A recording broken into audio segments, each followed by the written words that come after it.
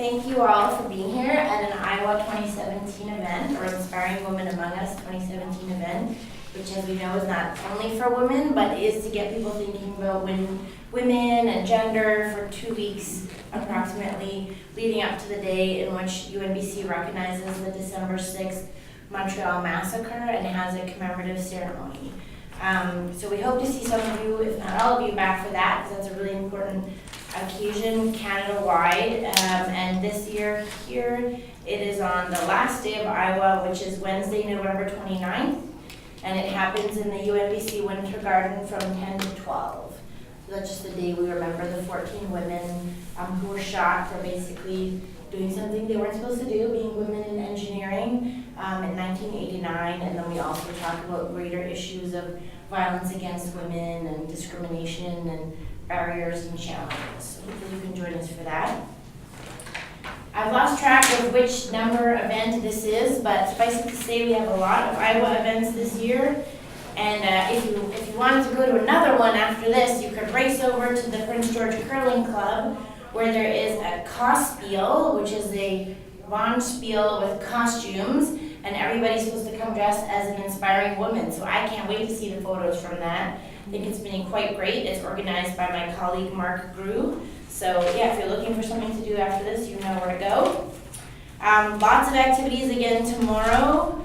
And there's an Ask Anything panel here for students at 11 a.m. in the Gathering Place, or 5123. There's a coffee hour. There's a panel on healthcare from diverse healthcare professionals, which should be quite interesting. That's at UHNBC, or the Prince George Hospital, in the Learning Center by the library. So I'm sure the nice ladies at the front can tell you where to go if you want to go to that. That's tomorrow at 5:30.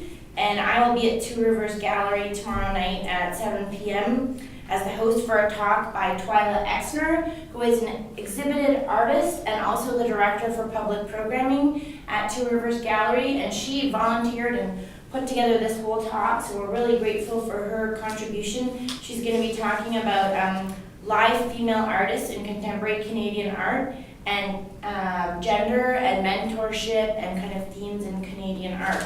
And we'll have a chance to do some art making, so that should be pretty cool. I could go on and on, I won't. Instead, what I'll do is encourage you to go to our website, and all you have to do is go to the UNBC website and put Iowa in the search box, and it'll take you to our page, and you can find out a bunch of stuff, including the schedule. The last announcement I want to make for an event is this, which is unbelievably cool. If you do not know who Shauna Dempsey and Lori Milan are, I strongly encourage you to Google them, and be warned, some of their content is not grandmother appropriate, let's just say. And these are two really amazing Canadian performance artists. And they do play with gender and sexuality a lot. So one of the things they did is, well, basically all of their pieces look real and are based on real life activities, but with a twist. So they recently did some kind of installation that was a big amusement park where you could come and eat popcorn and ride rides and everything. I think it was in Calgary, but it was about the ups and downs of capitalism and kind of corporate-run society and everything. So if you weren't really paying attention, you'd just be like, oh, cool, pop-up carnival. But if you were paying attention and you paid attention to all the names and messaging, it was a social commentary. They also did this thing where they are female lesbian park rangers, and they went to real parks like Jasper and Banff wearing park ranger uniforms that said lesbian park ranger, and they answered real questions like, excuse me, do you know where the washroom is, and where's the tourist information stand and everything, and interacted with visitors as if everything was normal. So they started these dialogues in public places with everyday things with a twist.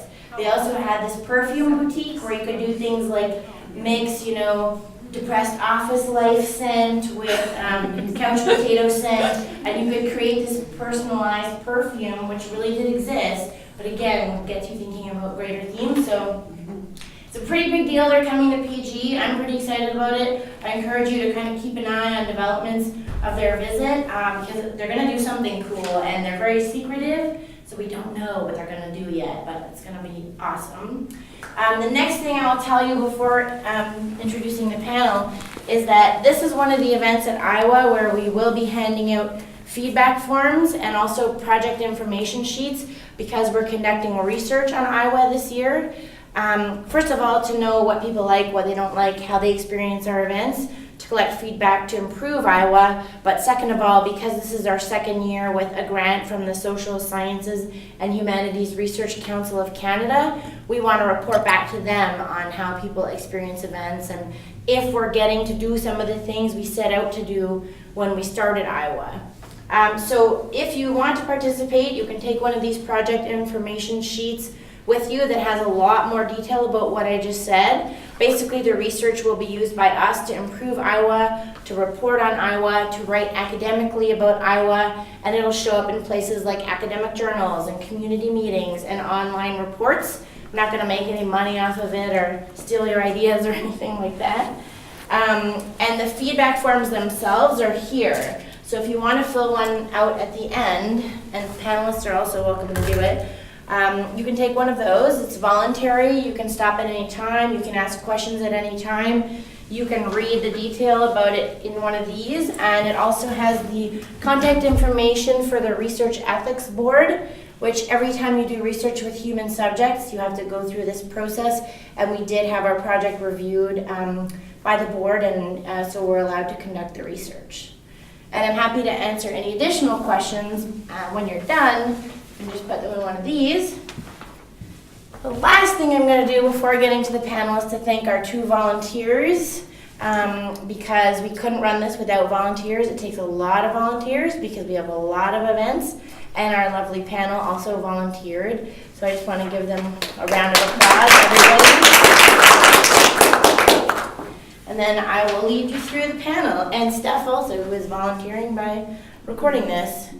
So we start with Jillian Merrick, who has many roles and many hats. Probably most of you know her as a city councilor here in Prince George, but today I think she's going to talk to us about a few small business undertakings that she has tested out, and also you're a small business advisor in more than one respect, right?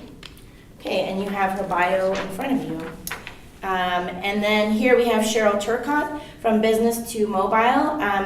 And I met Cheryl at this really interesting panel run by WinTech, this Women in Technology nonprofit group that's literally going across the country, asking women in all kinds of different communities, big, small, urban, rural, women in tech, how they got into it, how they're succeeding, who their mentors were, kind of strategies and tips, but also women who live in these places, how they perceive women in tech in their communities and what barriers persist and how they might, contribute to positive change. And as I understand it, Cheryl has, as a lot of female entrepreneurs do, a very interesting career path, which I'm sure she'll explain to you better than I could. But now she's involved in mobile communications, so app type technologies, and she'll talk to you from that vantage point. And here we have Camille McDonald, who I mostly know through Art Gallery Interactions, because she's sort of a social media whiz, and turned this into a business called Pop Media, and chose to stay in Prince George, to move to Prince George, to stay in Prince George, and to build this business after having been a broadcaster or TV personality in Prince George. And then last but not least, Teresa DeReese, and I was joking with her that I sat in the right chair because I could smell her products emanating off of her. But you've probably seen her, or at least her products or her booths, maybe at the farmer's market, maybe at a craft fair. I know I personally love her chocolate mint chapstick because when I'm hungry, I can also kind of trick myself that I'm eating something. And it smells that good and is that natural that if I did get so desperate that I took a bite of my chapstick, it would be safe and well tested.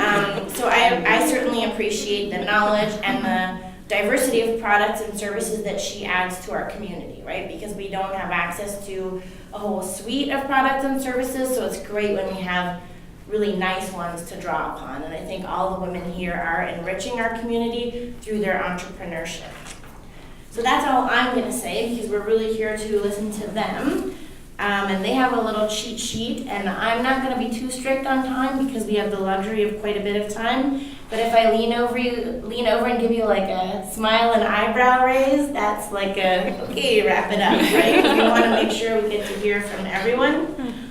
Also, if you want to skip a question, that's fine too. If you feel like, I have nothing to add, or that's not my favorite question, we'll do that too, just so we get a nice diversity of voices. And I always forget to introduce myself, which I'm sure my program does not like. Sinead Early is here from Geography as well. So I'm an associate professor of geography here at UNBC and one of the organizers of Iowa. And I love all the diverse things I'm getting to do as part of Iowa.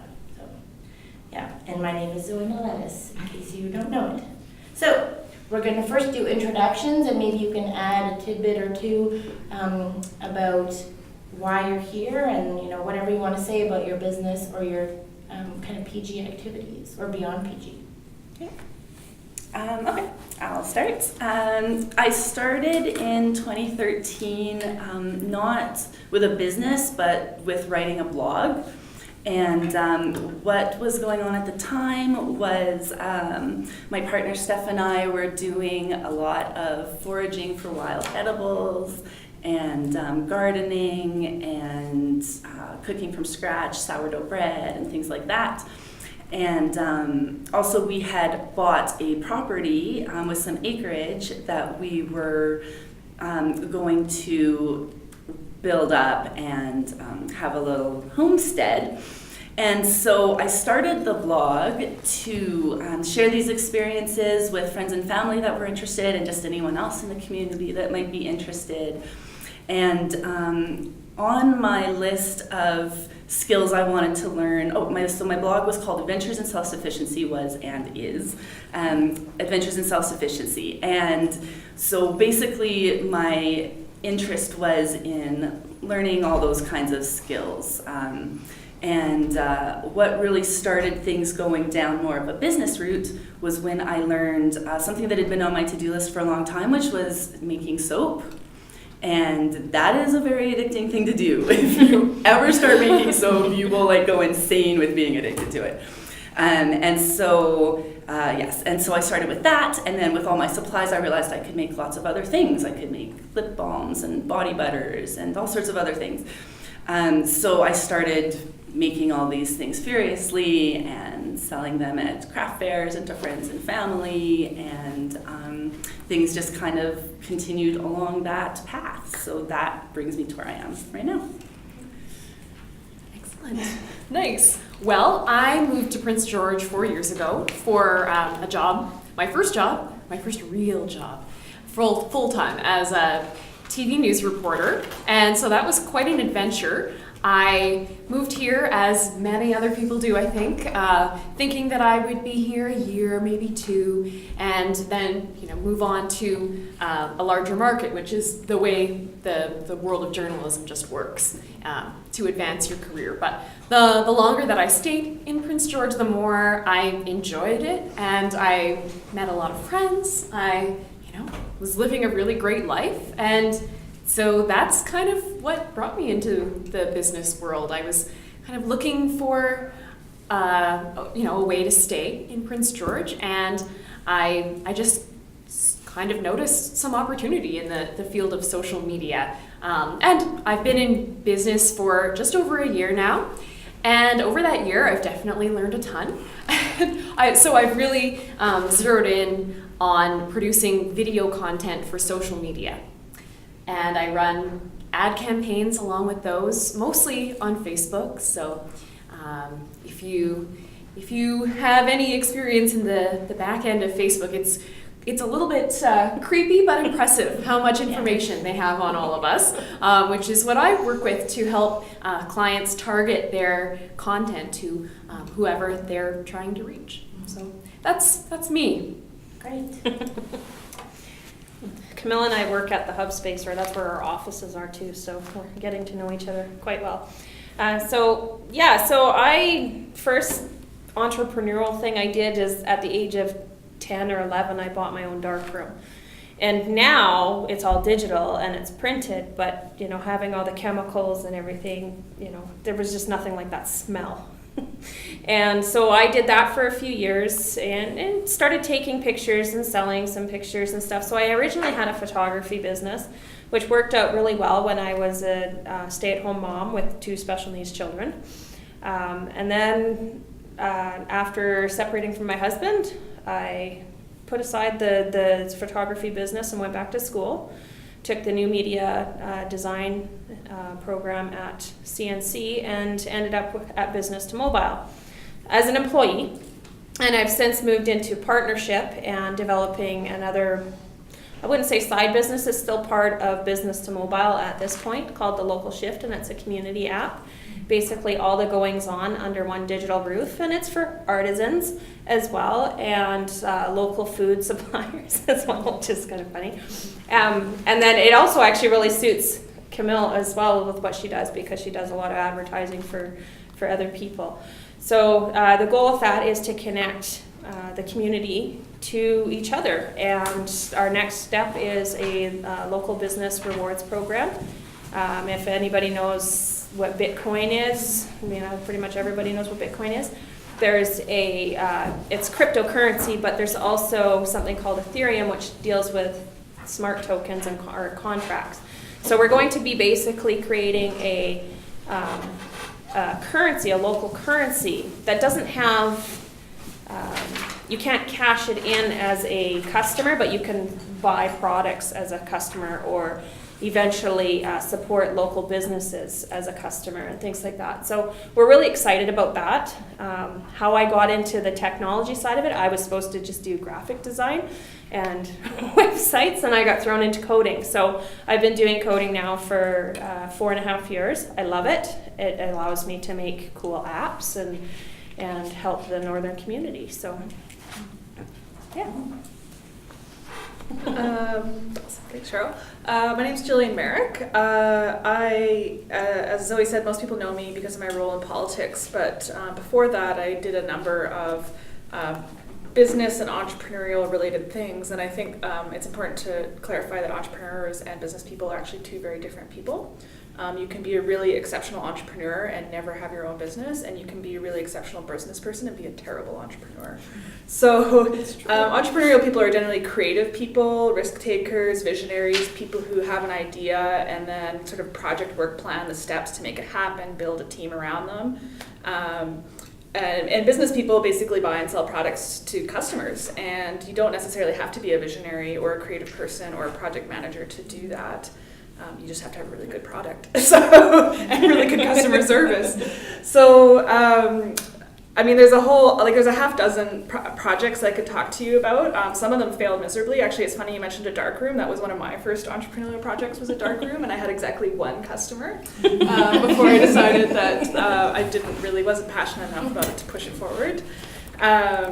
My most successful business venture that I went into was consulting. So I did adult education for farmers, other business people, and taught them business strategy. But the business that I was actually, that people still ask me about, and I'm still getting phone calls even though I've taken the website down, I've removed the Facebook page, like I haven't been selling it for 2 years, but it's garlic. People are gaga for garlic, so that one follows me around still, even though I closed the business. And actually running for office is a very entrepreneurial pursuit. You have to raise money, exact a vision, solicit customers, i.e. voters and volunteers, and you do it all in this really tight framework with just a hope and a prayer. And it was really interesting for me because I was trying to do it without much money, and then like $8,000 fell in my lap a week before the election, and you have to spend it before the election. So it was this crazy project that I found very akin to running a small business. Politics in general is nothing like business. It's totally different, but the campaign was. So I think in this panel I'll probably focus on the failures, because they happen a lot in business, and failures aren't necessarily failures, they're just lessons. And my work as a business advisor for Community Futures as well, which I think is where I learned most of my entrepreneurial lessons. So, yeah, looking forward to sharing. I just want to say that I still remember your signs from your campaign. I They're don't remember advertising. anybody else's, right? But I remember your signs. Thank you, Cheryl and Jillian, because I've been meaning to tell Jillian for a while that we had one of her signs on our lawn, and we still reuse it as a dog gate. So we turn it upside down and block our dog into our yard with the Jillian Merrick sign, which has stood the test of time. In the And it's spirit still in of- one piece. And it's, when you turn it upside down, quite daunting, because it has two pointy bits that keep people away and whatnot, so thank you for that. Thank you for not making me pick it up. Happily using it. Okay, so really diverse panel, right? And you know, I love that people are already talking about their failures and kind of lessons learned, because that's hopefully what you're all here to get the inside story, not just like the fancy story people put on their websites, but more the human side of it. So maybe Camille, I'll ask you, when did you know you wanted to start a small business, and what did you do to get it off the ground?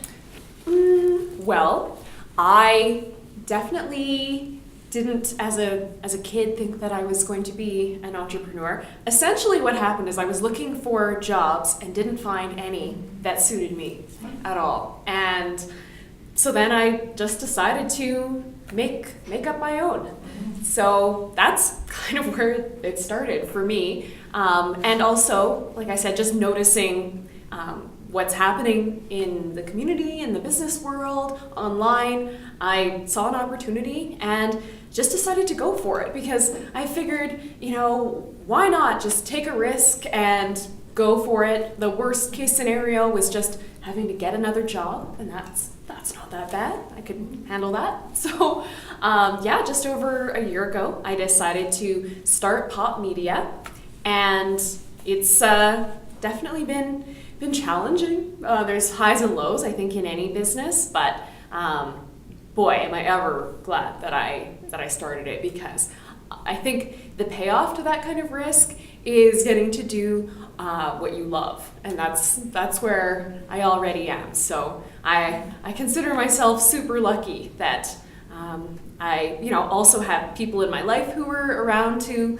support me in doing that, and to get it off the ground, I really relied on the network that I had built in Prince George. So I had lived here at that point for about 3 years, and the nice thing about my previous role is that I was out in the community meeting people, talking to people every day. So at least I didn't feel like I was starting from scratch. Like I did have some contacts, and it seems like it just grows exponentially. When you talk to a few people, then it just starts to pick up steam. So that's All right, my so story. we'll build on the word grow, and we'll go to Jillian to talk a little bit about garlic, since that's the business that, you know, most people still are asking you for. So how did you decide that you would start a garlic business? And then also, what made you decide to pack in the garlic business, even though people are still calling for the garlic? Yeah, that's actually got a really good origin story, because the garlic business started as a teaching business. So at the time, I was semi-self-employed. So half of my income was coming from my consulting business, and half was coming from my council remuneration. So I guess I was self-employed, because council is not an employment position, but it does pay you. So when I was teaching people, I was teaching a lot of people around one, the opportunities for online sales, and just teaching, getting people familiar, who some of which until 5 or 10 years ago didn't even own a computer, and so we're really at the basic level of digital literacy. And as well as the constant flaw of entrepreneurs, which is that they are super passionate about their product, and not necessarily about making it a business. They make a business out of necessity to keep their hobby alive. And so a lot of people will get into agriculture because they're passionate about local food, but they won't really think about, okay, well, what actually would yield me the best result as an entrepreneur? Like, what is the lowest, what crops can I plant that are the lowest risk, the lowest energy for input, yield the highest sales, are really popular with local buyers? And garlic was one of those ones that it's like, it's a relatively easy product to grow. It grows really well in the north. It fetches a very high price. It's undersupplied in Canada for Canadian grown garlic. It's in high demand. It's a really beautiful product that fits a lot of culinary pieces. And the best part is that it's non-perishable and you can ship it without refrigeration. And so I was seeing all these great garlic growers. And to be fair, I have never grown a bulb of garlic in my life.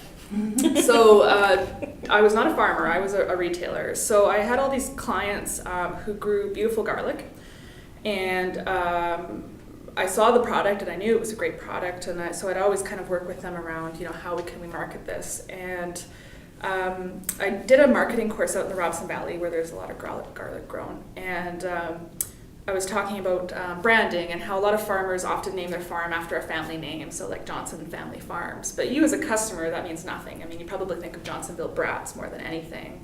And so I encouraged farmers to think of branding that really represented the product and what they were trying to sell. And so I was talking about garlic and, what makes it really exciting to your customers. And they said, well, it's plump. Like, if you ever had a bulb of Canadian garlic, it's not even the same thing as a bulb that you buy in the grocery store, which all comes from China. And they said, it's plump, it's crisp, it's juicy. And then I said, there, call your garlic business the Plump and Juicy Garlic Company. And then we went into the, all the things that we could play with, because it's kind of a sexy name, and sex really does sell. I don't know if you've ever bought bags of manure with the pinup girls on them, like they sell everything. And so anyways, we did that course, and I came back a year later and nobody had done anything. They hadn't remarketed their garlic, they hadn't gone into online sales. And so I was like, I'm just gonna do this. It's not gonna take much effort. So I set up an online store, contacted a few suppliers that were willing to sell wholesale rate to me.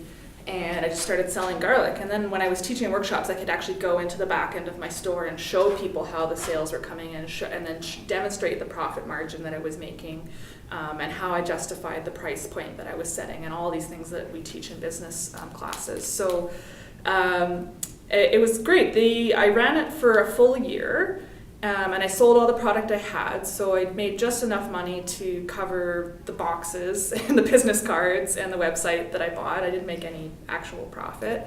That is better than most businesses in the first year. It's true. Well, but I sold all of my product. Even. Yeah, I sold all of my product. And then the next year was a really bad year, and I had one main supplier who had a terrible year, and half of her crop rotted out, and she wasn't able to sell me anything. And I thought it's going to be too hard to piece together enough supply from other suppliers.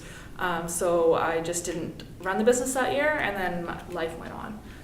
And I made a conscious decision not to start it up again because I felt like I had moved on from that. So that's where the garlic business came from. So yes, to clarify, I do not grow the garlic. I never have grown a bulb of garlic in my life. Smart business model. Do not grow anything and still turn it into a business. Yeah, and for me, it really reinforced that a lot of the opportunity in small business is business to business, is filling in the gaps between other entrepreneurs, because customers, no offense, customers, they're very fickle.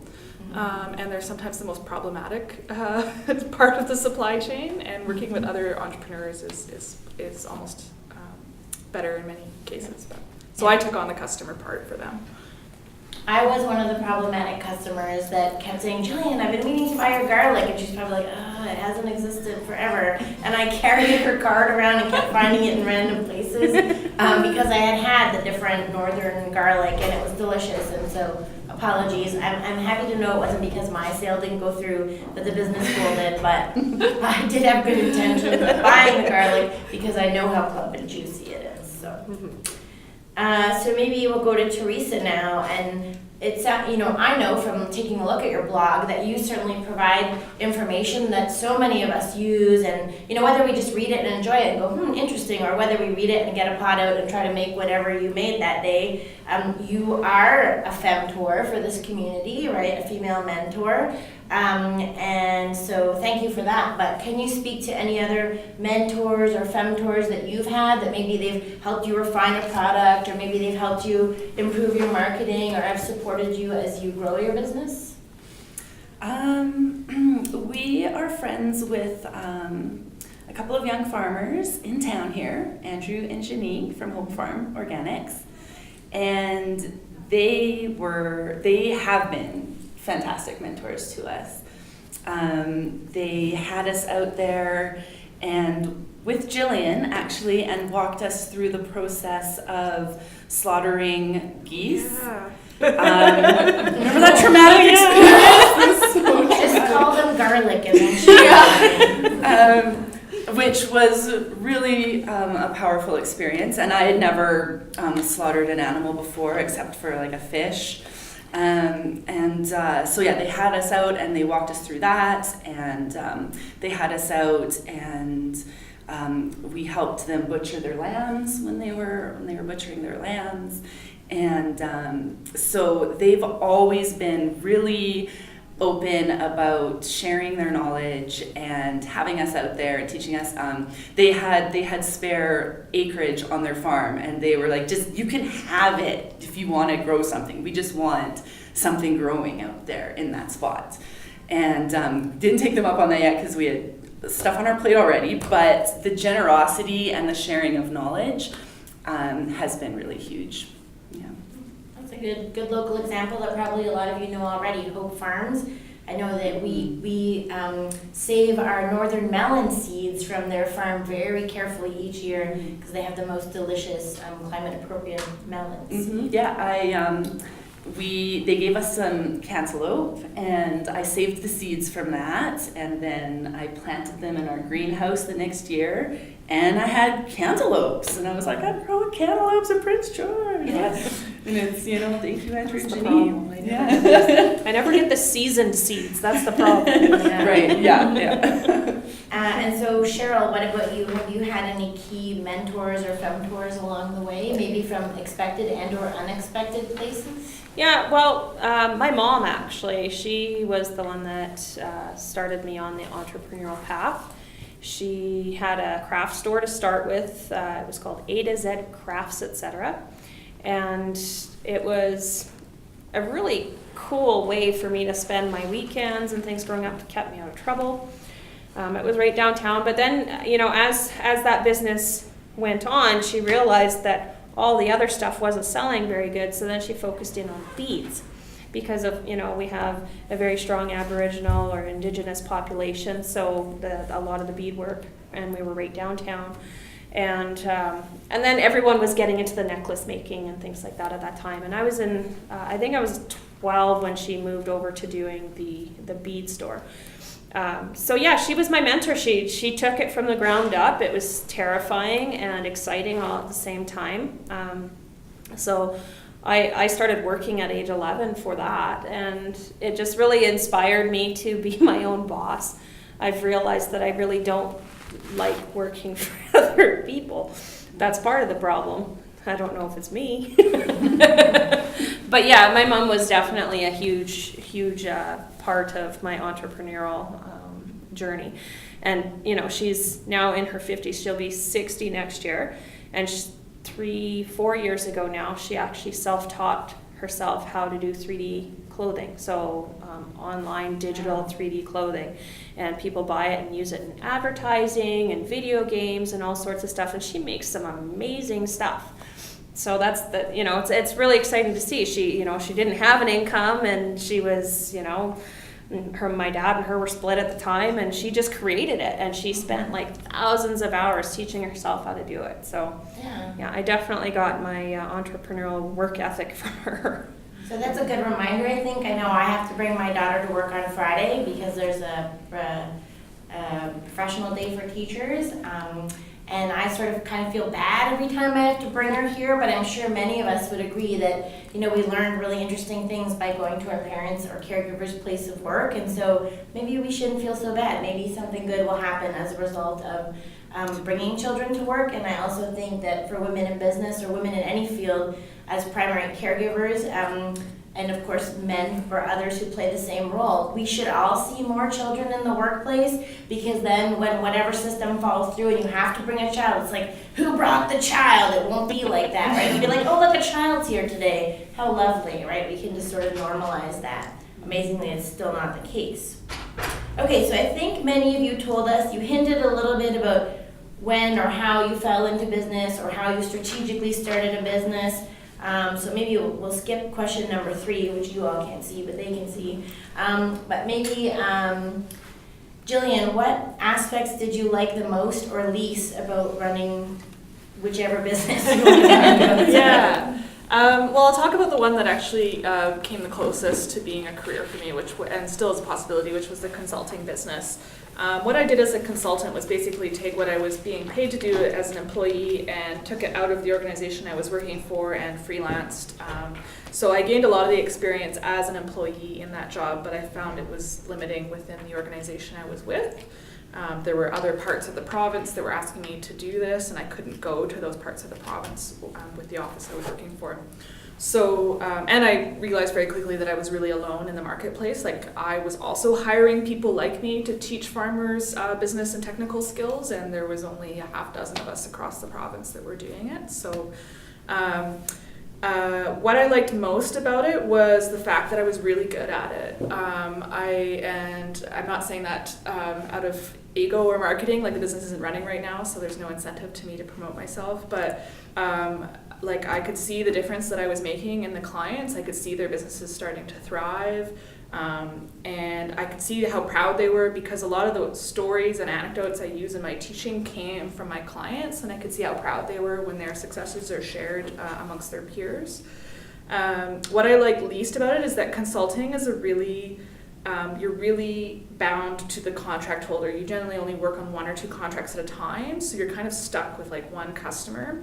And consulting has this thing called contract creep, where people will hire you for a certain job, and as you're doing the job, they keep adding more and more things, and you have to be really good at setting your boundaries and saying no.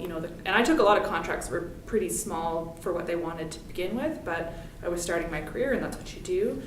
But a $10,000 contract would suddenly grow into a $30,000 contract without the $30,000, and so it was really difficult. Or as a consultant, they're hiring you for your expertise. I remember doing a feasibility study for a community, and they wanted me to do a feasibility study on a certain facility, and I said, well, I can tell you right now what the answer is. It's not feasible. And they said, well, we want you to do the feasible study anyways. And I said, you're wasting your money. Let me do a feasibility study that's a bit more general and has a few more options in it.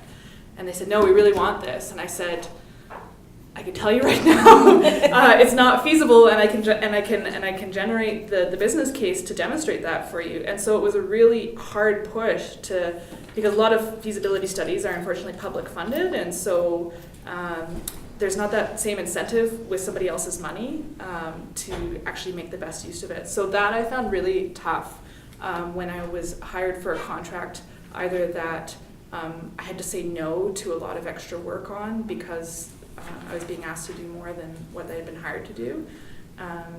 And the contracts where I felt I was wasting everybody's time because I had been directed to work on something that I didn't feel was going to be successful.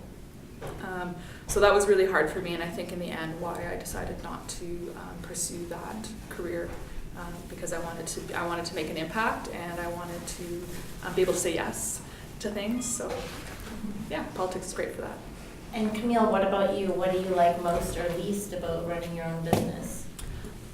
Well, I really enjoy working with clients and getting to do videos. I mean, that's kind of what I was doing in my previous career, and so I essentially just tried to take my favorite thing about my former role and translate that into my business. So that part is really fun. I love talking to people, interviewing people, putting together stories. So that's definitely my favorite. Least favorite also is when small contracts end up being bigger, but I even find that is definitely a good opportunity for personal growth for myself, because I definitely need to learn to speak up for myself and be clear with clients. So, and I'd say also it's hard sometimes to sell. I don't really think of myself as a particularly great salesperson, but I recognize that that is a really important part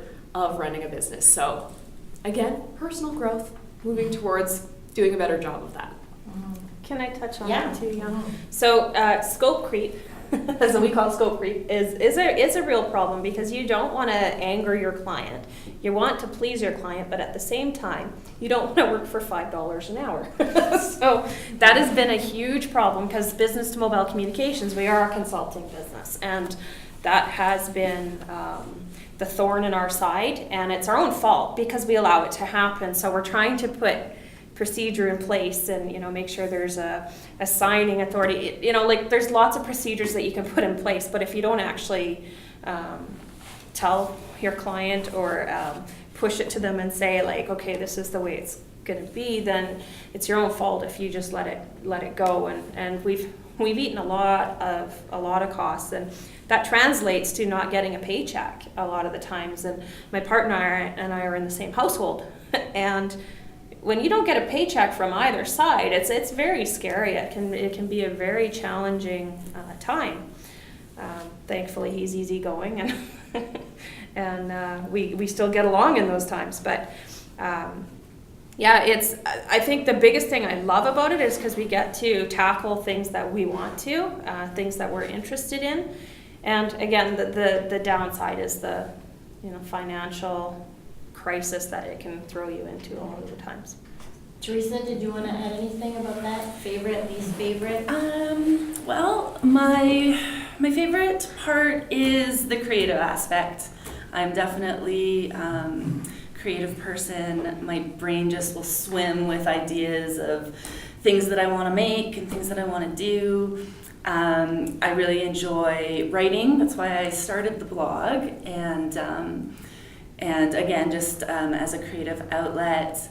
And I also enjoy research, and I get to do a lot of research with this. Whether I'm researching if I want to make a hair product, what are the essential oils that are really good for hair, what scents go together, and just all that research that's involved. I really enjoy that a lot.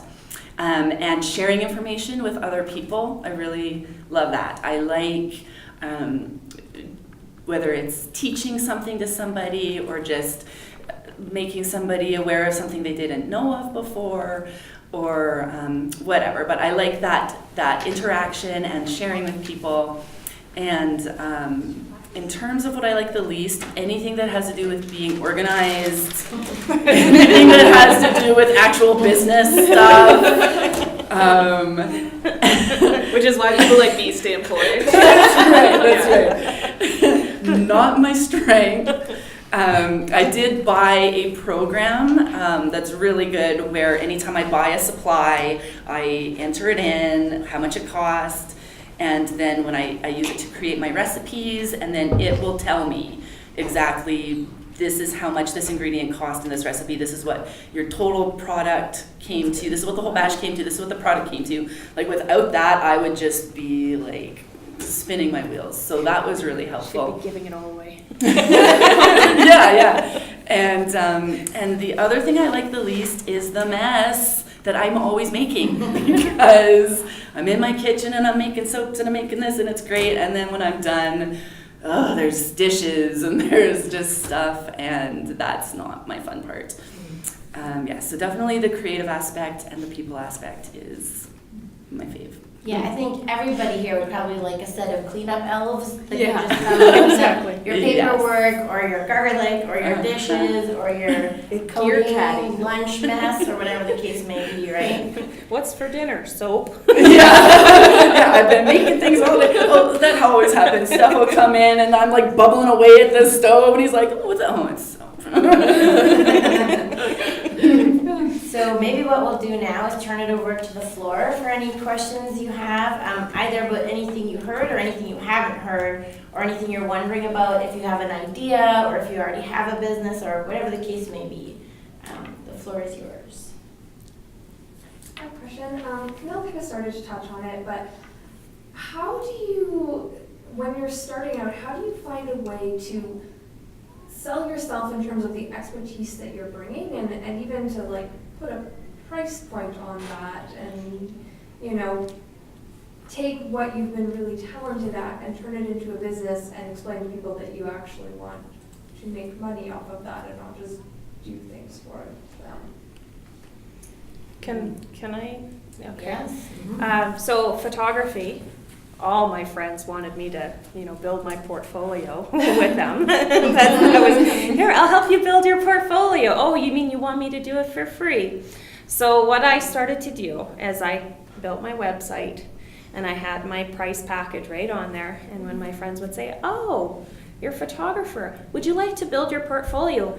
Absolutely. If you go to my site, the price list is there. Let me know what you're interested in. You'll get the friend discount. I'll take a couple $100 off of a wedding package.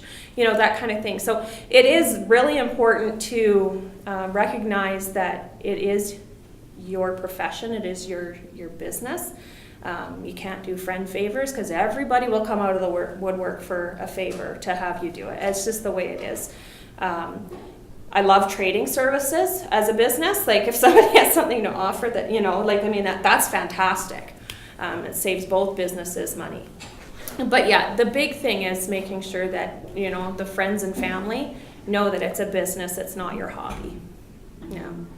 Right. And like I mentioned about my program that I use, if you're making products, then it's really helpful to totally keep track of all your ingredients, what they cost, how much you use for a recipe, and then however many portions you get out of that recipe, you divide your total, and now you know what it cost. And then a standard is you times that by 2 or 3, and then that's what you sell it for. And then you might also think about your time paid. I just Googled it, like what do people make when they're an artisan, when they're this and that, and then kind of an hourly wage. And yeah. That was actually my most popular course, was a course that I called the Cost of a Dozen Eggs, and I taught people how to evaluate how much it costs to produce a dozen eggs. Because there's this huge backyard chicken movement, and most of you would be very surprised to know the cost of producing your own eggs in your own backyard is about $12 a dozen. So, but I would totally recommend going to Community Features because they have these spreadsheets. And I would be really interested in knowing the name of that software that you use. But the baseline, I used to work with a lot of service type consultants. So basically you have no products, no overhead, you're just a person with expertise and you're hiring your time. The base rate in almost every case is $65 an hour, and that's with no overhead. Because when the reality is that for every hour you work with a customer, you're going to probably spend another hour doing administrative, marketing, organizational, non-paid work. So cut your wage in half right there, and then take about 30% off. So now we're at $33 an hour, and then take about 30% off for insurance, professional fees, licensing, business cards. And that's for someone that literally has no inventory other than their brain. So that I found for anybody who walked in my door and was charging less than $60 an hour for a service rate, we immediately started on the price evaluation plans. Good to know, very informative answers. Any other questions? Camille, did you have a... Oh, well, I don't know if this is helpful Yes, at all. add something. But for me, especially because sort of my field, social media, video, it's something that is not, especially well known yet, I guess. So I sort of strategically tried to look at a couple of organizations that I could have contracts with to try to have, at least a base level of income to start. So that's how I came to work with Two Rivers Gallery and the Chamber of Commerce for a few months to try and build that reputation so that I could move forward with having a name of my own that was not necessarily connected to my previous roles. So Yeah. Smart. I have a question for Cheryl. Yeah. When you mentioned that your mom spent thousands of hours teaching herself how to do something, Yes. so say I had a bigger idea in the technology sector, Mhm. but I know that I need to learn a lot to develop it. How did she sustain herself in those thousands of hours without? How did she sustain herself? Yeah. She lived with me. No, she was on a budget and she was hurting. Quite honestly, it was crazy. The first time she published one of her pieces got like released in the Daz 3D store. She sold, I think she was at like in the first 24 hours, she sold 30 copies, and it was like $300. And we were dancing downstairs, and we were so excited. And then now she gets a little snotty if she doesn't make $1,000 within the first 24 hours. So I remind her, it's like, well, let's take you back to when you weren't making any money with it, and it was just, you were learning. So yeah, it's. They say to become an Olympian, it takes like 10,000 hours, right, of doing whatever sport you're doing. And it's really the same thing when you're learning something new. You put in so much time to actually learn it. Like even with what we do, we never stop learning, especially as a programmer. You never stop learning. And she's actually been in tears for the last 6 months because they changed a lot of the stuff on her, and so she's had to relearn and do a lot of stuff, and it's been very frustrating for her, but she stuck with it. So that's my biggest advice, is stick with it and have a part-time job, or try to have another source of income in between. Learn how to moonlight. Yeah, exactly. Does that answer your question? Okay. Any other questions from the floor before we go back to questions in front of you? I will just really quickly thank you all for your wonderful tips and advice and stories. I guess it's Camille's story that makes me think about you found a place that you wanted to be, and then found allowed yourself to remain in that place by creating your own entrepreneurial vision. And I think that's kind of contra to what a lot of contract labor, a lot of the way that labor has gone recently is that we have to, follow the jobs, and it divides families and it divides couples. So I find it very encouraging that this, an entrepreneurial approach can allow an individual that is very attached to a particular place to say, I want to live here, I want to raise a family here, or I want to make connections here, and then create your work out of that. And I find that to be extremely encouraging, but also extremely intimidating, because even just talking to friends and family and saying, I don't know what I'm going to do, but this is where I'm going to be. How do you overcome those sort of intimidations, I think, that come along with that? But also the financial crisis word popped up too, in that there's going to be this period of time, possibly, if you follow that move, where you don't have an income until you set something up.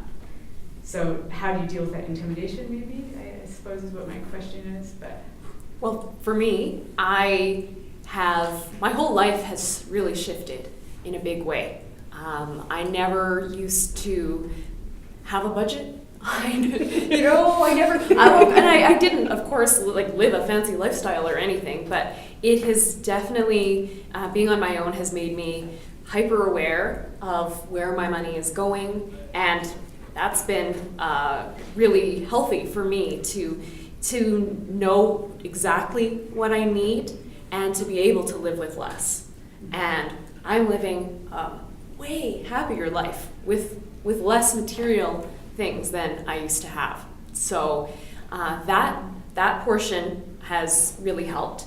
I mentioned earlier also that my partner is still employed with a normal job with a paycheck every 2 weeks. So that also helped, so that I didn't feel like, in an emergency I was going to be hungry or something like that. Also, Prince George is just an amazing place to start a business, because your cost of living is a lot less than it would be in Vancouver, for example.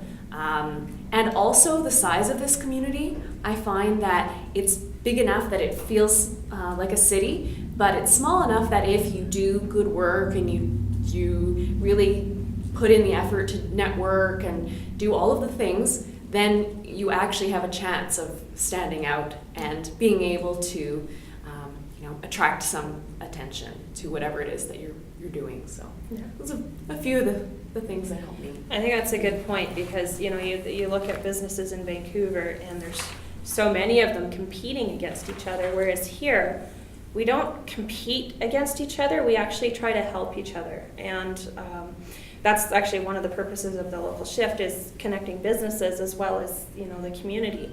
And I think we're in a really unique position in Prince George to be able to do that. And there are some really fantastic mentors, a lot of women, and downtown, Shauna Harper and Bobby Karp, like there's so many mentors, but there's also different programs available for entrepreneurship as well. So if you're on EI, you've lost your job, I think you have 3 years or something like that, where you can go and get business training and collect EI to start a business, right? So there's so many opportunities, you just have to be able to access them. You have to know about them to access them, but Community Futures is a great place to start for sure if you're thinking about starting a business. Yeah, and for me, the lot of lessening, because I work with a lot of people who have started a business but are still very risk averse, and so they're constantly worried about expansion and investment and what the risk is. And business plans, it's fundamentally why they exist. They change all the time, but as soon as you start writing things on paper and actually tracking, okay, this is what I need to spend in my first year. This is how many clients I need to solicit in my first year. This is my break-even point. Like this is the do or die number that I need to put food on the table, and how much I expect to pull out of the business for my own wage in the first year. Once you start putting those things on paper, you get a lot more clarity, and you start to understand like where the danger zone is, where the celebrate zone is, and then you have those benchmarks to work through your first year. It also, of course, really helps to show that you've done that thought process for the people who are going to invest in you, whether it's through a loan, whether it's through convincing your partner or your family that their time and energy is worth supporting you in this venture. And it's not just about dollars. I mean, I should clarify that I have a degree in economics, so finances come okay to me. Not everyone has that, and I'm really passionate. I mean, I teach business people how to deal with their finances, but I also do volunteering to teach just general people how to budget. I do junior achievement and things like that too in Frugal February. So writing it down on paper is super important, getting someone to look at it, going into the Community Futures office, and be willing to accept when your idea may not actually be viable, and shift it into something else if being self-employed truly is your passion. So those are good strategies or techniques for actualizing or growing a business. I'm also wondering about barriers. So have you encountered any sexism or ageism or any other such barriers along the way? And remember, ageism doesn't only occur at one end of discrimination, right? People can think, oh, what do you know? You're just a young whippersnapper or whatever, especially in politics, right? So I'm just wondering if I've never been called a whippersnapper. That's just because we have such a young and hip city council. But if you can speak to any of those things and think about, even if you didn't employ the strategy at the time, because I know a lot of us get kind of stunned into silence or freezing when we confront such barriers. But if you think about them now, or you can reflect back, how would you tackle some of those barriers, or how have you done so? Whoever can think of a story can step right in. I would say speak up. I think that's the biggest thing. My first job, I worked at Fred Walls and Son, and Mrs. Walls is she's very set in her ways. And there was an incident where she basically called me out and belittled me in front of all my coworkers, and they had all just become accustomed to it. And these are older ladies. These are ladies in their 40s and late 30s, and they all just put up with it. And I was 17, so it's terrifying at 17 to actually stand up to somebody. But I knew that if I didn't stand up, then it would continue to happen. So I did. I stood up to her, and I respectfully requested, if you have something to say to me, please take me aside. Don't belittle me in front of my coworkers. It's embarrassing. And I said, and if you would have taken me aside, I could have actually explained why it was done the way it was. And and it was actually the correct, but she wouldn't listen, right? But then she was just, oh, you go talk to Doug. That was just our son. So I went and talked to him, and then he sent me home. But she called me later that night, called me at home, which she would never do. And she said, I wanted to just apologize to you. And I want to tell you that I really respect you for coming to me and approaching me personally instead of going around me and talking behind my back.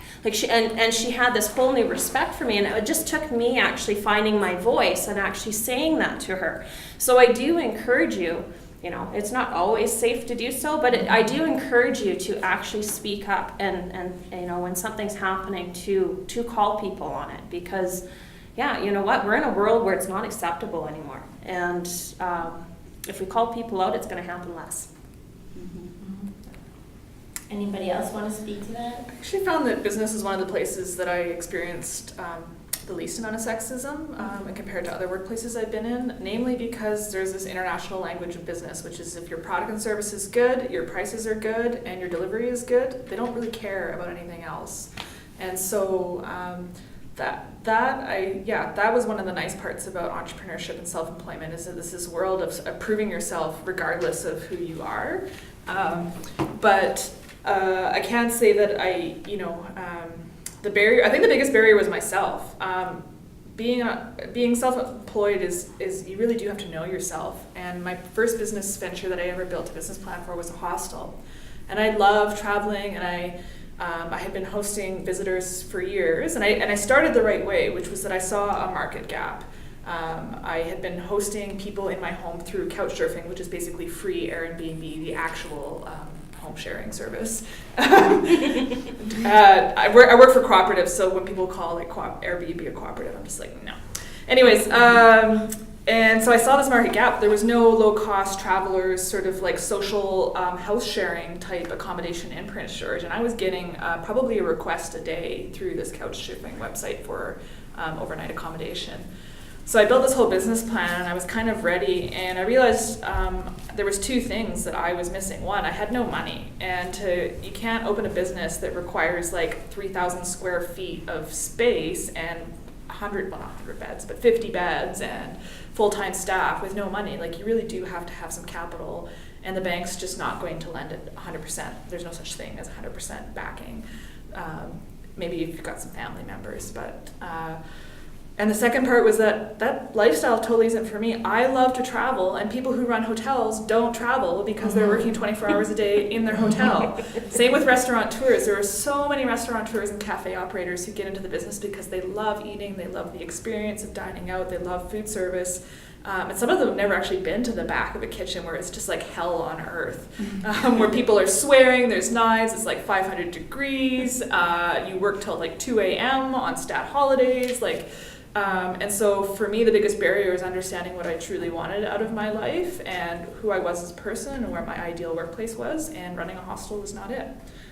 Also, I didn't have money, and you do need to have money to start those big projects. So self-employment, a lot of the advice I give to people is identify not only the market gap, but businesses that are low overhead, low risk, low startup costs that you can ease into without having to spend a lot of money.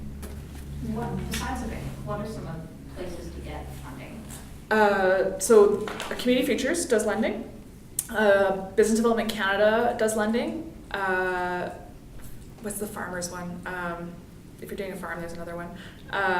Women's Enterprise Center, Futurepreneur, like there are dozens, and these are all government-funded lenders, so they actually charge higher interest rates than a bank does, but they make decisions based on other practical things. Like Community Futures has a panel, and they decide, is this needed in the community? Does this have a community benefit? Does this lift this person out of poverty? Does this create more employment? Those are the types of decisions they make, but they'll still never give you 100% of what you need to start. You still have to have collateral or your own savings or a demonstrated track record or something yeah. There's lots of youth entrepreneur programs and stuff out there as well. Yes. Yeah, Futurepreneur is a great program, Yeah. and they have even more flexible lending than the other agencies do. Yeah.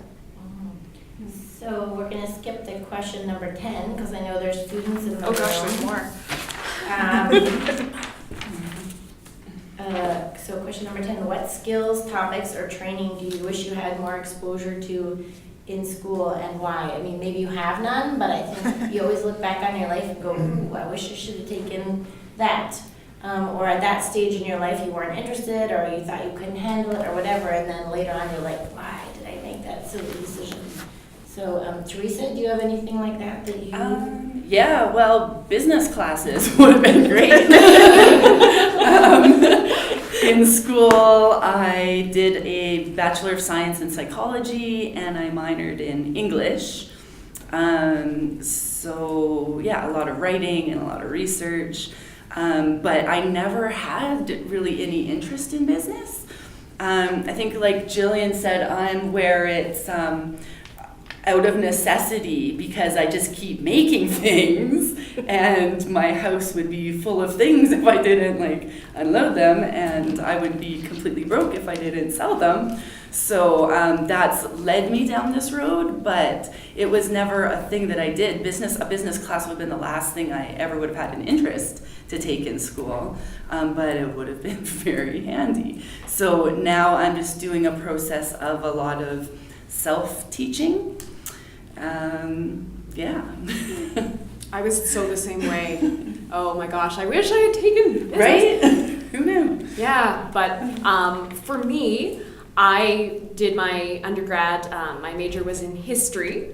And I mean, I always did well enough in university, but I just never found my thing. So I don't know if anyone here hasn't found their thing quite yet, but just in case, you know, the world is so big.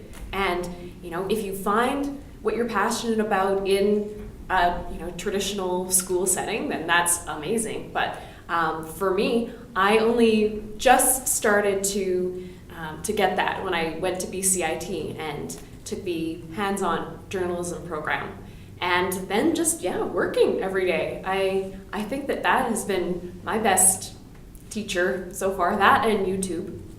Yeah. Thank God for you. Yes. Google. Yeah. I would like to add too, you know, it took me 15 years to go back to college, and so, you know, I raised my boys, and so it's never too late, and you don't stop learning. I just completed the Community Economic Development Program because I was interested in doing it for SFU, and I would like to take a business course. So that's not saying that you can't still take a business course. There's lots of them available, and there's people like, you know, that do teach business stuff. So Used to. You still could, you know, still hook you up. So I'm just saying, like, you're never too old. It's never too late to learn the things that you need to learn. You just have to be open-minded and willing to do it. For me, I mean, I did my degree in economics, so I was exposed to financial literacy pretty early, but I completely blame the high school system for not, like, we're learning coding in high school, but you're not learning budgeting. Like, it's crazy to me that kids graduate. So I go into grade 11 classes and do a program through Junior Achievement to teach them about basic budgeting. And class 3 is always my favorite class because we basically envision a lifestyle where they decide what they want to do after high school. Do they want to have roommates or live on their own? Do they want to have a car or drive the bus? So they pick their chosen lifestyle, and then they write down the costs of all these things, and they're based on real world costs. So we get rental advertisements and cell phone listings and all that kind of stuff they pay for. And then they get their first paycheck. And it's usually, most of them are about 3 times more, they're spending 3 times more than their actual paycheck when they first start the budgeting process. And watching their faces, and these are all based on real numbers, so watching their faces just like crush, and then She likes sucking the spirit. and that was the nickname we had for each other at Community Futures, which was Dream Crushers, because that was the pretty much the original process that everybody goes through, but then to see how confident and how much we talked about that piece around making yourself feel more secure when you got to the end where you finally made the budget numbers match up, then people walked away feeling confident, like they could actually leave the house knowing full well, like, I have to take the bus, I need a pay-as-you-go cell phone plan, I need roommates, my grocery bill is going to be this big, I can eat out once every 2 weeks, like, so I totally blame the high school system, and we're still not there, like, even with all this curriculum change, we're still not there. Like, how many of you still don't know how to file your taxes? My mom did mine until I was 22. Yeah. So, and what interest is, and why credit cards are the last resort in terms of lending, and why you should go into your bank and talk about a line of credit before you get a credit card, like, because the interest rate is about this much different. And anyways, so stuff like that drives me nuts, and I feel like everybody would not have to take business classes if they learn those basic fundamentals in school. But that's just my rant about the public education No, system. but budgeting is huge. Yeah. That's actually one of the things I talk about all the time. They'll teach us, you know, chemistry and biology and all that stuff and calculus, but they won't teach you how to budget a checkbook. Yeah. Do you guys know what checks are? No, I'm kidding.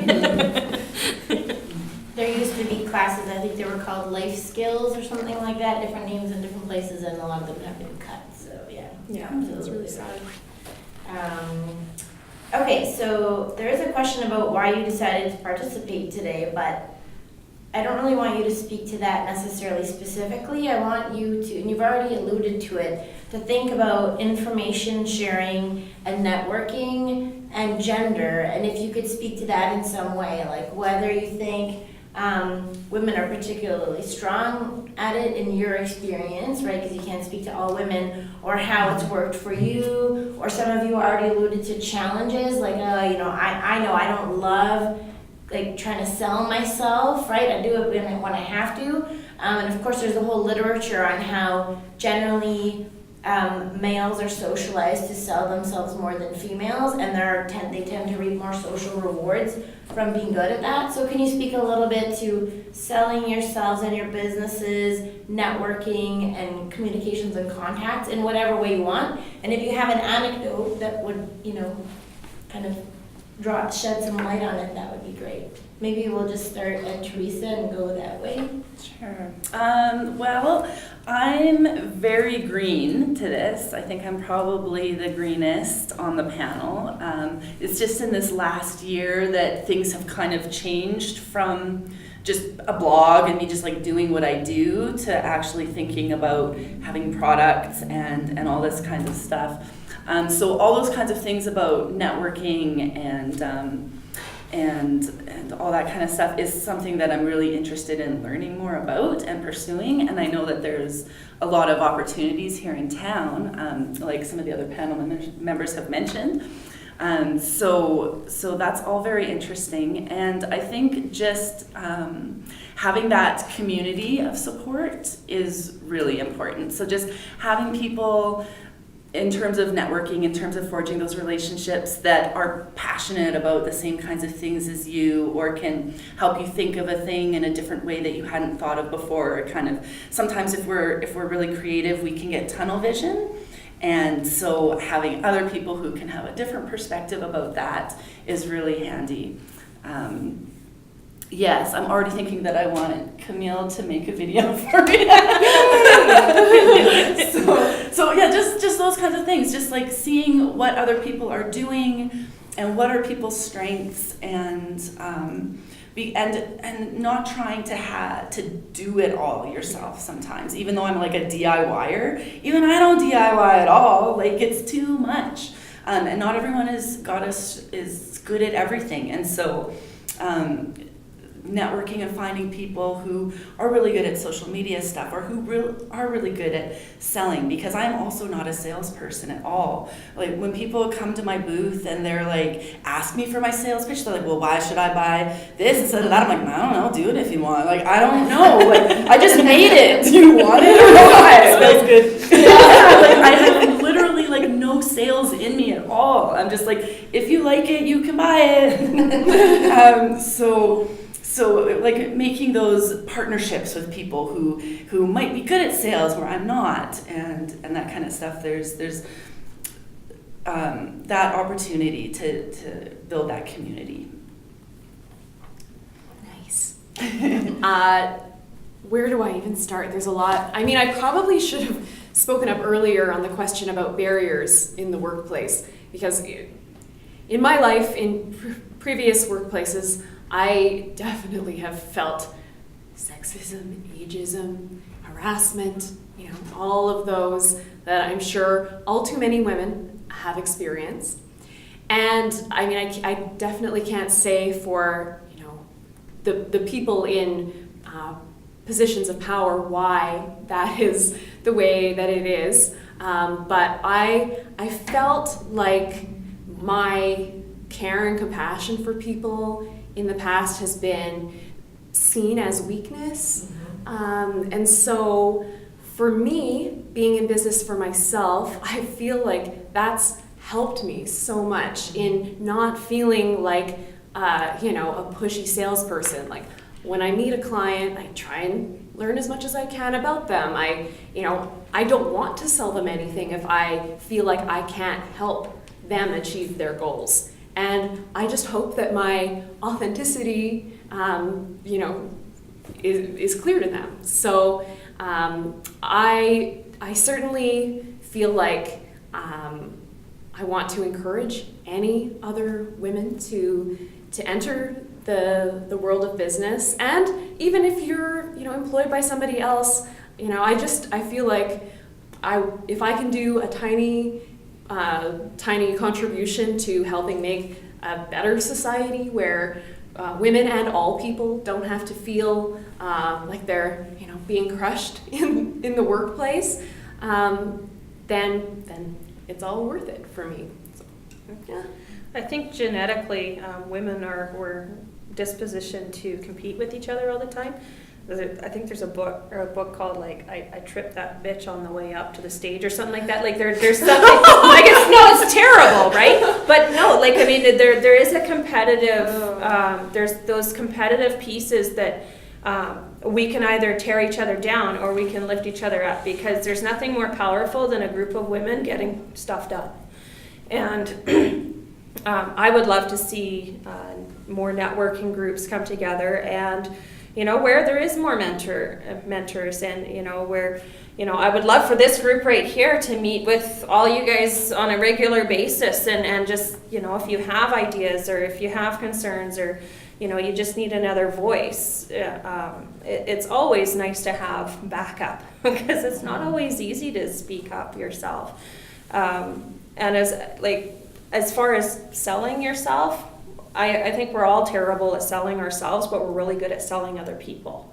I can talk like the world for pop media and what Camille does and the soaps, and I would have no problem. But for me, it's like, well, what I do is but please buy, please support me.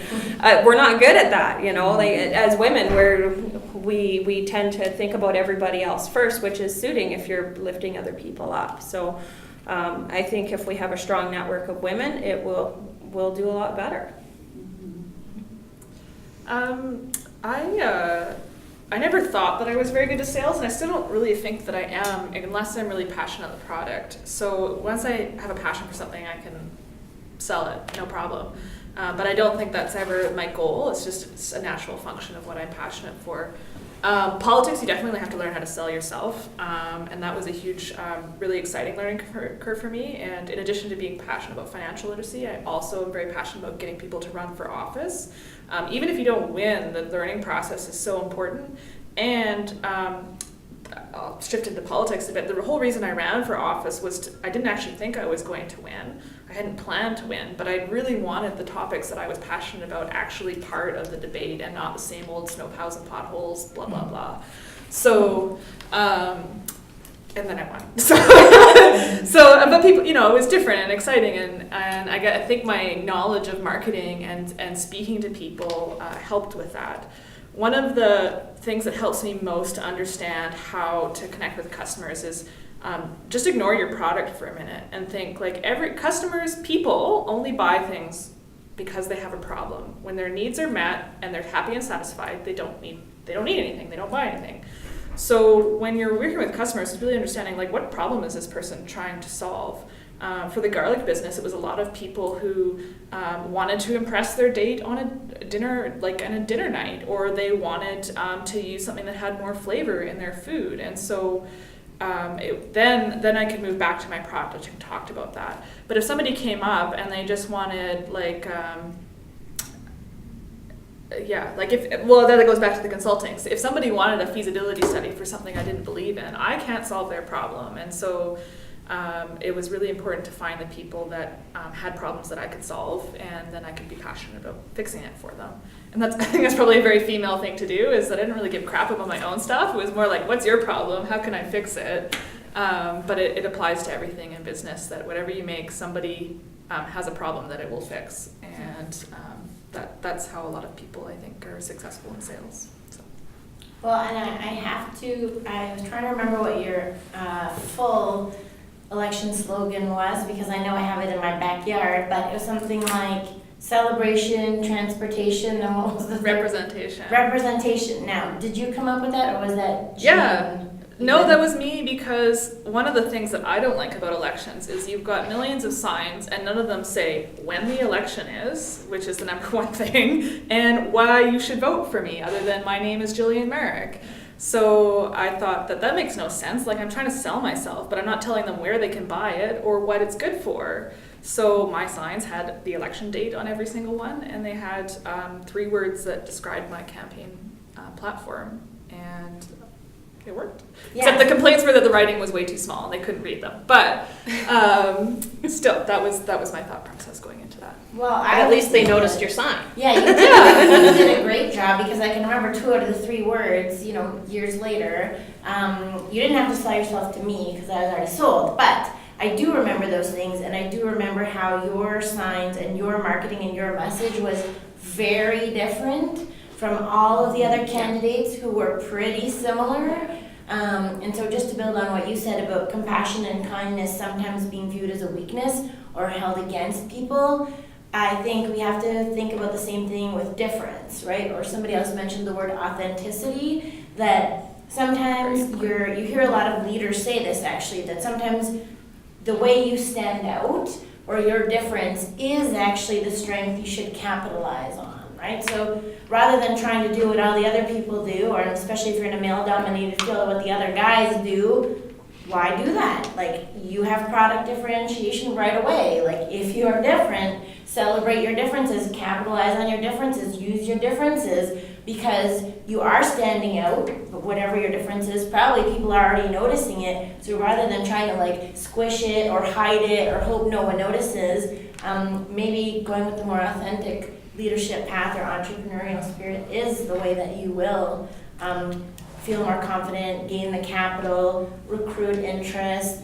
convince people to invest, whatever the things you're doing, because they will see that this is not just a business or an idea, this is you, and that your spirit and your beliefs align with whatever you're trying to get done, right? Because I think, as a potential investor, that sounds much more attractive to me, because I don't think you're just trying to get on the new wave of whatever. I think, oh no, this person knows about this, cares about this, and is this. And then I would say, okay, yes, that seems like a safer bet. You've got more bases covered, and hopefully you took business classes and you're organized and all the rest. But yeah, I think that's something to think about. The differences aren't always weaknesses. Yeah. So I am aware of the unfortunate bus schedule, and then it comes at oddly timed hours, although I know people have worked on it and there's a lot of good stuff happening. And I also want to allow for some time for informal chit-chatting if people are too shy to speak up in front of a room full of people. So maybe we'll end the panel with it's like a test with some choice, right? Because I usually like to do that as an instructor. Leave some choice in there. So you can either share a tip or 2 about starting a small business, or you can share an inspirational person or leader, whether they're in business or otherwise. And if you're feeling really gung-ho, you can do both of those. But I think that'll be sort of the last thing we send people away with, other than some networking. Also, because I have an interest in getting some of those feedback forms completed, I want to make sure we have time for that before people run to catch the bus or whatever the case may be. So, final tips for people in the room and or inspirational stories or icons or what have you.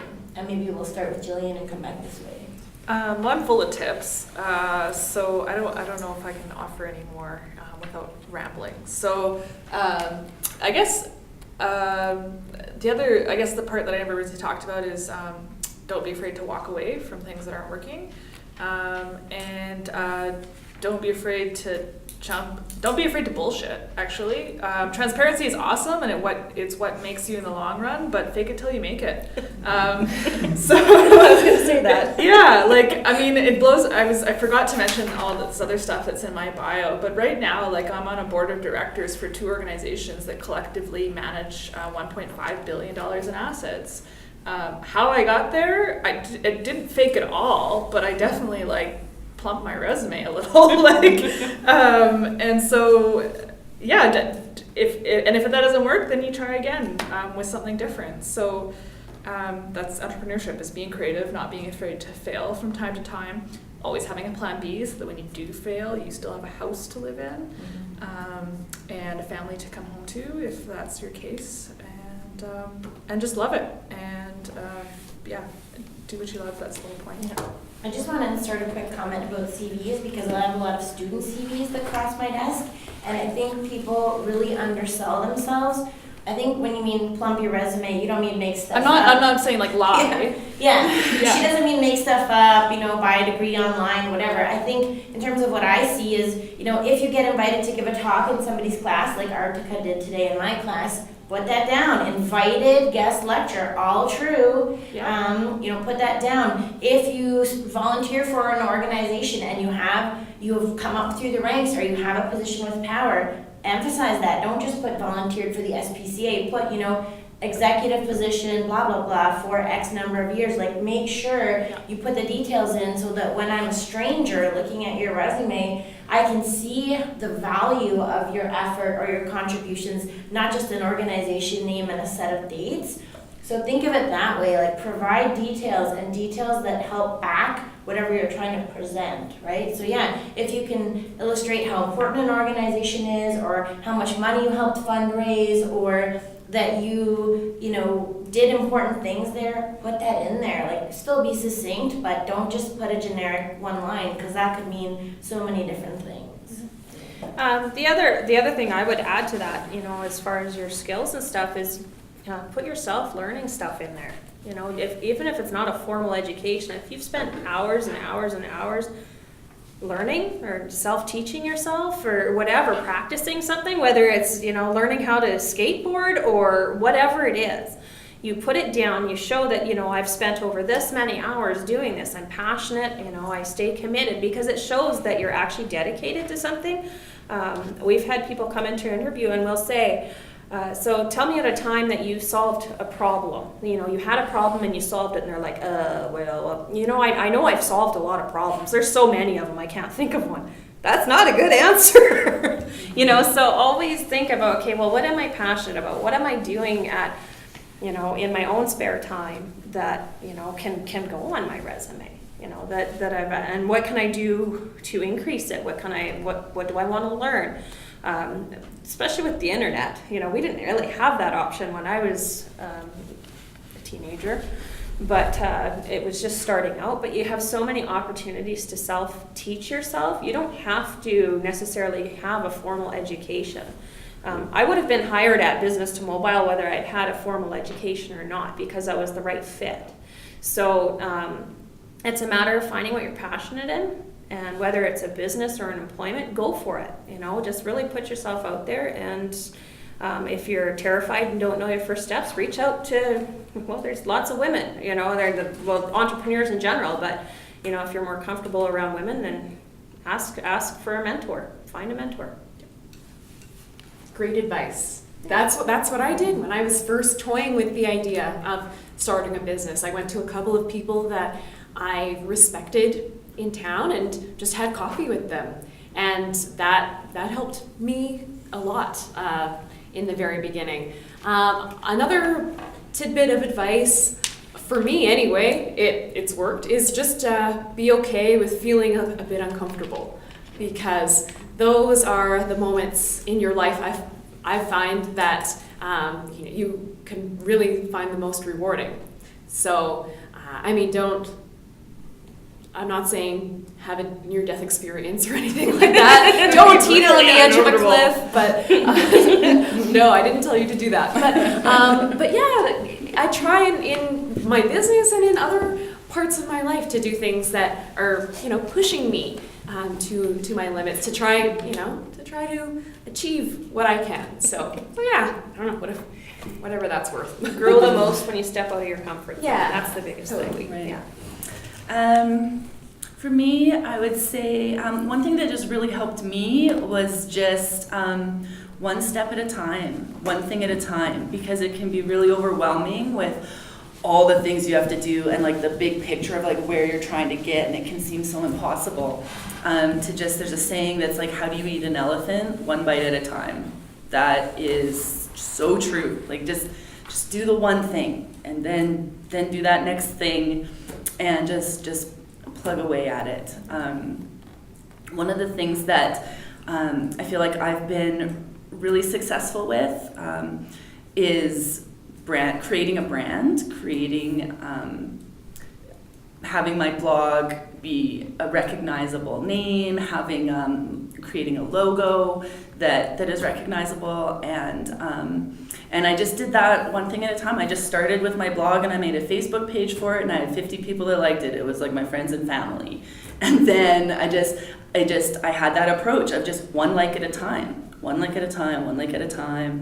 and just keep that growing until it's almost at 2,000 now, and just breaking things down and trying not to be overwhelmed, and it's good to think about the big picture, but it's also good to just think, what do I just need to do today just to do my today things.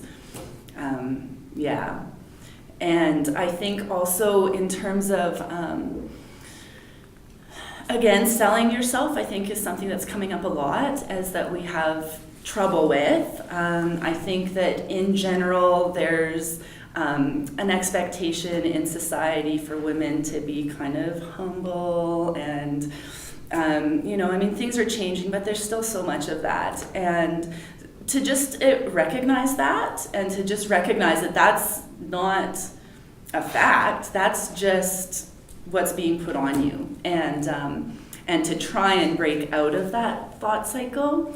And when in doubt, just think like you're talking about somebody else. Like Cheryl said, she could sing the praises of Camille all day, no problem, right? So if you're creating a resume, or you're thinking of a sales pitch, write it as if it's like your best friend, and you just can't say enough great things about your best friend, right? And it's so hard to talk about ourselves that way. So just kind of having that mindset of, how would I say it if it was my best friend, if it was a family member that was really close to me. And I just want to add something to that. Or get your best friend to write something about you, Yeah. and then go from there. Because then it's a little easier. It's like, Yeah. really, you see that? Yeah. The other thing too is setting hours. Making sure that you're an entrepreneur. You need to set hours, because it's way too easy to do other things. Mm-hmm. So That's true. yeah, That's true. I'm not very good at that part. stroll in at 11. I think that something else that's really important is just like, no one is just an island all by themselves. And anytime that someone is successful, it's because of our support systems to a degree. It's the people that encouraged us when we thought we didn't even know what we were doing, or the partner that cooks dinner because you've been working for 3 days straight and you're exhausted. And just being aware of the role that those people play, and showing gratitude to them, and Yeah, so a lot of good tips, hopefully. I just want to add something that one of our other speakers said this week, Dr. Median Andrade, who is here giving 2 talks. One about her spider research, which I will never look at spiders the same way again, and one about her expertise on unconscious bias. So how you can write someone out with the wrong job ad, or you can create processes that exclude certain groups like visible minorities or are male biased or whatever. Anyways, they're fascinating, and they are both online if you want to watch them. But one of the things she suggested that I think is very simple and helps change the culture of women not feeling comfortable selling themselves and not being as good at self-promotion as men, which is generally the case, and there are lots of studies that suggest that, is to put yourselves on Just Watch. So she said, don't say things like, oh, it was just a small award, or oh, I just started my business last year, or oh, I'm just a professor of geography. And I thought that was so powerful and such an easy thing that we can all help catch ourselves on. And ironically, I caught her twice in her own talks. And so I told her afterwards, I said, you have a problem now, because you put me on Just Watch, and I have to tell you, you said just twice about yourself. And this is a woman who is a vice dean at a top institution at University of Toronto, and also a Canadian research chair, which is one of the most competitive kind of research positions you can have in the country. So proof positive that she was absolutely right. If someone with those two positions of power is still adjusting themselves, nobody who's in this room should not be on Just Watch from now on, right? So if you hear Jillian say, oh, I'm just a city councillor, Jillian, do not do that. Well, it's Oh, funny because I'm did. sitting here the whole time being like, I am just like tooting my own horn way too much today. Like, but that's just the whole selling yourself routine. But the whole time I'm thinking like I'm sounding like an asshole here. So No. but that's the thing. It's just you're programmed to think like if I talk nice things about myself, people are going to not like me for it. And You just said just 3 times. did I do that? See, oh, good, it's working. Thank you. We started a fire of Just Watch here. Anyway, so I think with that, we'll end the formal component of this panel. And hopefully they'll stick around for a few minutes, and hopefully you'll also have time to fill in some of those forms. But I just want to really thank you all for being here. We know that entrepreneurs never sleep and never really have free time. So, perhaps I should have compensated them with more than 3 chocolates, but hopefully I can trade them something or, promote their products and their services and, their expertise, which hopefully I think we've all gained a lot tonight. So thank you very much, everybody, and thank you for joining us.